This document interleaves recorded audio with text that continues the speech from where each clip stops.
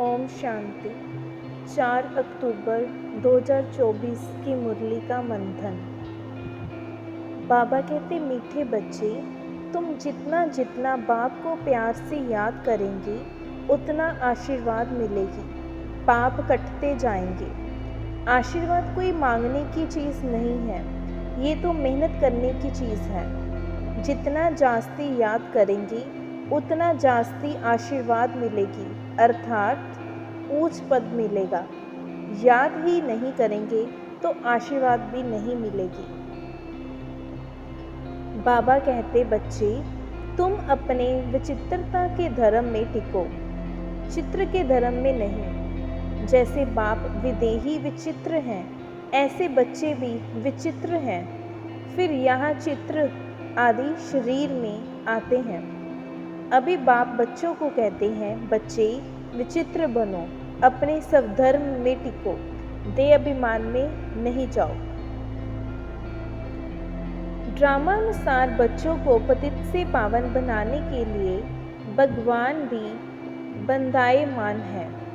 उनको आना ही है पुरुषोत्तम संगम युग पर। भगवान अपना और आत्मा का परिचय देने ही आते हैं। पतित पावन कहा ही जाता है।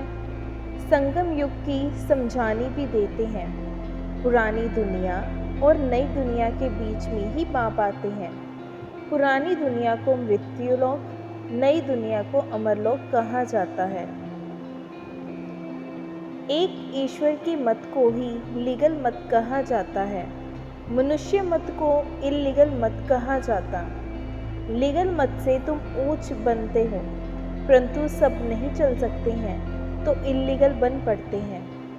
कई बाप के साथ प्रतिज्ञा भी करते हैं, बाबा इतनी आयु हमने इलीगल काम किए हैं, अभी नहीं करेंगे। सबसे इलीगल है काम विकार का भूत। देह अभिमान का भूत तो सब में है ही। बेहद के बाप को कोई भी जानते नहीं। बाप को बोलना ये भी ड्रामा में नूद है। बेहद का बाप ऊंच से ऊंच है, वह कोई हद का वर्षा तो नहीं देगा ना। लौकिक बाप होते भी बेहद के बाप को सब याद करते हैं। सतयुग में उनको कोई याद नहीं करते, क्योंकि बेहद सुख का वर्षा मिला हुआ है। अभी तुम बाप को याद करते हो, आत्मा ही याद करती है। फिर आत्माएं अपने को और अपने बाप को, ड्रामा को भूल जाती हैं। माया का परछाया पड़ जाता है।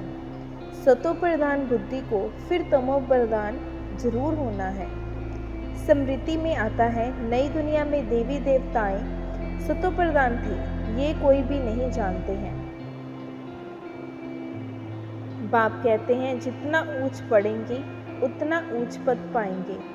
ऐसे भी नहीं सब कोई राजाएं व साहूकार बनेंगे। सारा मदार पढ़ाई पर है।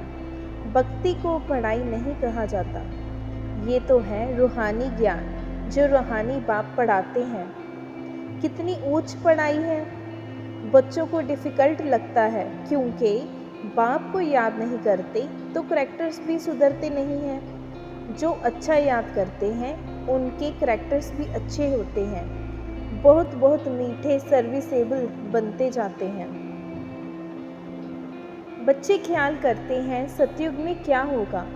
सतयुग याद पड़ेगा तो सत बाबा भी याद पड़ेगा। बाबा हमको सतयुग का मालिक बनाते हैं। वहाँ ये पता नहीं है कि हमको ये बादशाही कैसे मिली है।